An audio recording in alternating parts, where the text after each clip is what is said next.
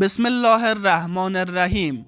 بزرگترین دعوتگر اسلامی در قطر، الحمدلله به نقل از شبکه‌های خبری عربی در قطر، از بهترین و والاترین شخصیت‌های علمی دعوتگر جهان اسلام دکتر صاحب عبدالکریم ذاکر نایک دعوت به عمل آمده تا در مسابقات جام جهانی 2022 قطر سخنرانی داشته باشد. برای جزئیات بیشتر با ما همراه بوده، اما قبل از ادامه این ویدیو را لایک نمایید تا همه از این خبر خوش آگاه شوند. در همین نزدیکی ها مسابقات جام جهانی در قطر برگزار خواهد شد و شبکه‌های عربی با نشر این ویدیو ابراز داشتند که دکتر ذاکر نایک در مسابقات قطر سخنرانی می داشته باشد.